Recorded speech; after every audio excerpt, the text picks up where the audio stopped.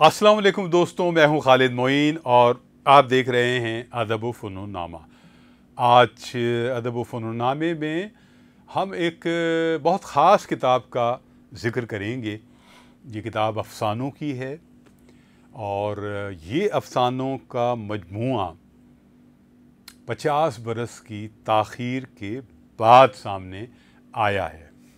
जी हाँ, ये अफ़साने 1955-54 से लेकर और 62-63 ये इसके आसपास लिखे गए और ये उस वक्त के नौजवान, बल्कि बिल्कुल ही नौजवान अदीब के थे जो अपने अंदर एक वसी दुनिया रखते थे इम्कानात की।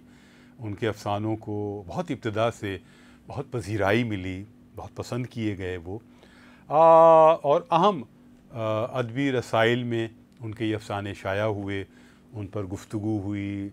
जो मुदीरान थे उन्होंने एक्नॉलेज किया उनके अफ़सानों को और उनके इम्कानात के हवाले से, उनके ज़रख़ेज़ ज़हन के हवाले से हौसला अफ़ज़ा बातें की। अब मैं नाम बता देता हूँ कि ये हैं हमारे गाज़ी सलाहुद्दीन। जी हाँ, और उनके ये अफ़साने जीना वादा खिलाफ़ी है के उन्वान के तहत सामने आए हैं, जो उनके एक अफ़साने का उन्वान भी है। ये हैं गाज़ी सलाहुद्दीन। बड़ी दिलनवाज शख्सियत के मालिक हैं गाज़ी सलाहुद्दीन। बहुत पढ़े लिखे आदमी हैं। क्या मशरिक़ का अदब, क्या मगरिब का अदब और शेर व अदब के अलावा फ़िल्मों का भी उनको बहुत शौक़ है। हॉलीवुड की फ़िल्में हों या दुनिया भर की फ़िल्में हों, बॉलीवुड की फ़िल्में हों, वो सब से आगाह रहते हैं और देखते भी हैं। जो अहम फ़िल्में हैं, पुरानी फ़िल्में तो यकीनन उन्होंने देखी भी हैं, पुराने नावल दुनिया भर के पढ़े हुए हैं।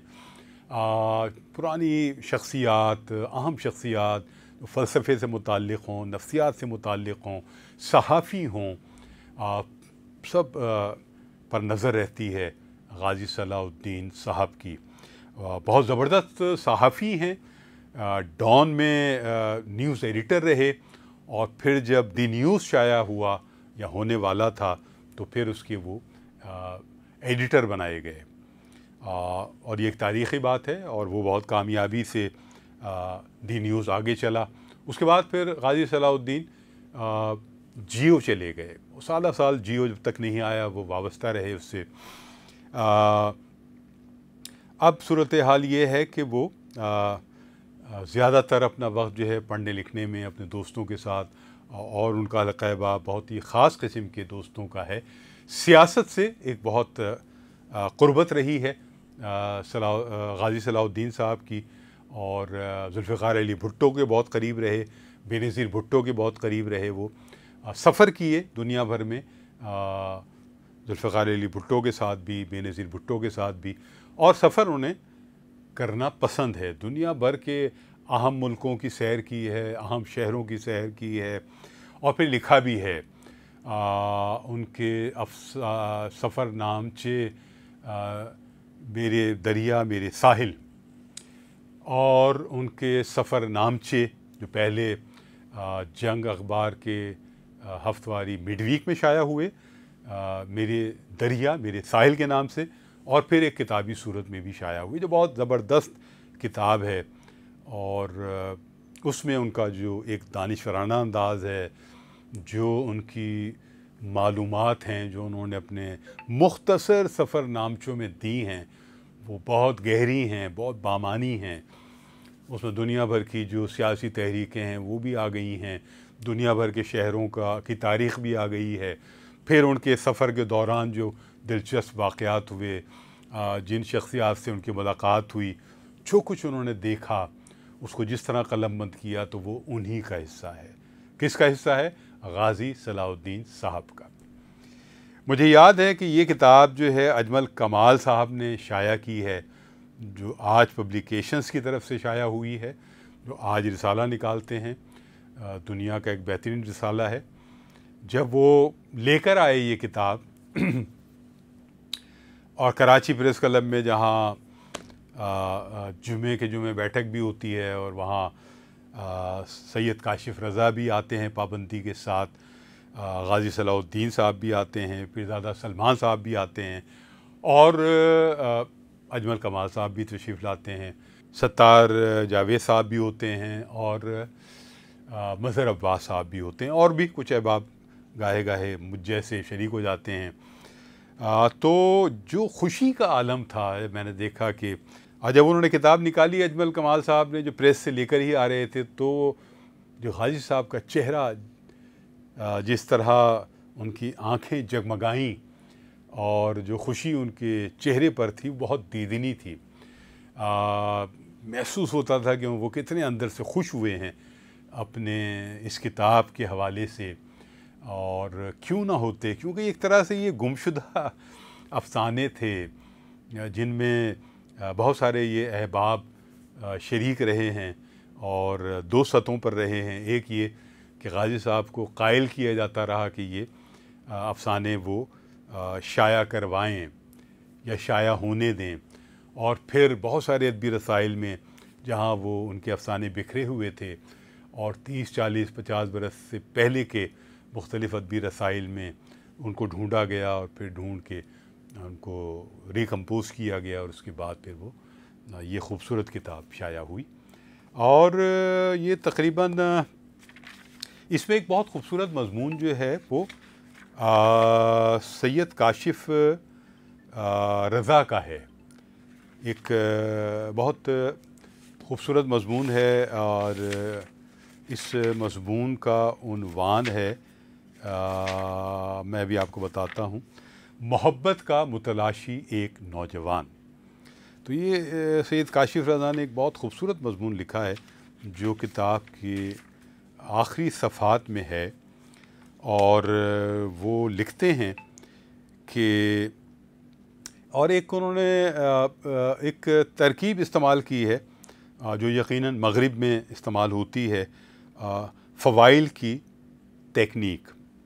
और वो लिखते हैं कि गाज़ी सलाहुद्दीन ने अपने अफसानों में फ़वाइल की टेक्निक कामयाबी से बरती है। मैंने थोड़ा सा इधर लफ्ज़ों को इधर उधर कर दिया है। और गाज़ी साहब के अफसाने एक दूसरे से हम कलाम भी होते हैं, ये भी बहुत अहम बात है। और इनमें मीटा फ़िक्शन की टेक्निक एक ही मुसन्निफ़ के अफसानों की बाहमी कम्युनिकेशन के लिए इस्तेमाल हुई है। जीना वादा खिलाफ़ी है कि रावी को भी इसका एहसास है, और एक मौके पर वो अपनी कम उम्र महबूबा के बारे में कहता है कि इसकी मोहब्बत में मुझे तुम साबिक़ महबूबा से की हुई अपनी मोहब्बत का अक्स मिलता है। तो सैयद काशिफ रज़ा ने बहुत ख़ूबसूरती के साथ बहुत अंदर उतर कर गाज़ी सलाहुद्दीन साहब के अफसानों को उनकी टेक्निक को, उनके डिक्शन को, और उनके अफसानों में जो खूबियाँ हैं जैसे रफ्तार, और उनके रफ्तार के साथ साथ और चीज़ें जो हैं जिसमें किरदारों के ऐसी नफ्सियाती तौजीहात और ऐसा बयान जो बहुत बारीक बीनी से उन्होंने महसूस किया है उनके अफसानों में और उसको बयान किया है। तो ये एक बहुत अच्छी बात है कि सैयद काशिफ हुसैन का तजिया इसमें शाया हुआ है। और गाज़ी सलाहुद्दीन साहब ने जो अपना इब्तिदाइया लिखा है वो भी बहुत ज़बरदस्त है, मुख्तसर है लेकिन बहुत अच्छा है। वो लड़का पूछता है, ये अख्तरुल ईमान की एक बहुत ज़बरदस्त नज़्म है। वो लड़का पूछता है अख्तरुल ईमान तुम ही हो। तो उसको उन्होंने, वो लड़का पूछता है कि उन्वान से बहुत दिलचस्प बातें लिखी हैं। और वो लिखते हैं कि अब ये नहीं कि मैं आपसे अफसाना वार गुफ्तगू करूं और ये कहानी भी सुनाऊं कि वो नया अफसाना निगार कहाँ खो गया और अपने लिए राह क्यों ना तराश पाया।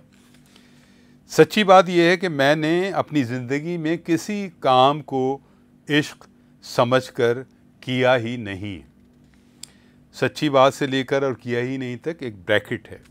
हाँ, नौजवानी के इब्तदाई बरसों में कई अफ़साने इधर उधर शाया होते रहे और मैं इन्हें ठीक से जमा भी ना कर पाया। और जब मैंने ख़ुद अपनी यादों से चश्मपोशी की तो फिर वक्त के इतने सफ़ात पलटे जाने के बाद किसी को क्या ख़बर होती कि मैंने कभी उर्दू में अफ़साने लिखे थे जो अदब लतीफ़ के बाद नया दौर जैसे जरीदों में भी शाया हुए। कई छोटे छोटे अफ़साने अभी तक मुझे मिले भी नहीं और कहीं मिल जाएं तो शायद मैं उन्हें पहचान भी ना पाऊँ। तो ये एक तकरीबन 2, ढाई, पौने 3 सफ़े का इब्तिदाइया है जो उन्होंने लिखा है। और जो ये उन्वान है जीना वादा खिलाफ़ी है, ये महबूब ख़िज़ा का एक मशहूर क़िता है। एक मोहब्बत काफ़ी है, बाकी उम्र इज़ाफ़ी है, कहता है चुपके से ये कौन जीना वादा खिलाफ़ी है। तो ये जीना वादा खिलाफ़ी जो है ये इस किताब का उन्वान है और इसका इंतसाब गाज़ी सलाहुद्दीन साहब ने अपनी बेगम साहिबा के लिए किया है, यानी सादका के लिए। और एक मिसरा है गालिब का, मैं नहीं जानता दुआ क्या है। यहाँ हम एक इस हिस्से को ख़त्म करते हैं और फिर इसी किताब पर एक और हिस्से में मज़ीद गुफ्तगू करेंगे। यहाँ खालिद में उनको इजाज़त दीजिए। अपना और अपने अहबाब का ख्याल रखिए। खुदा हाफिज़।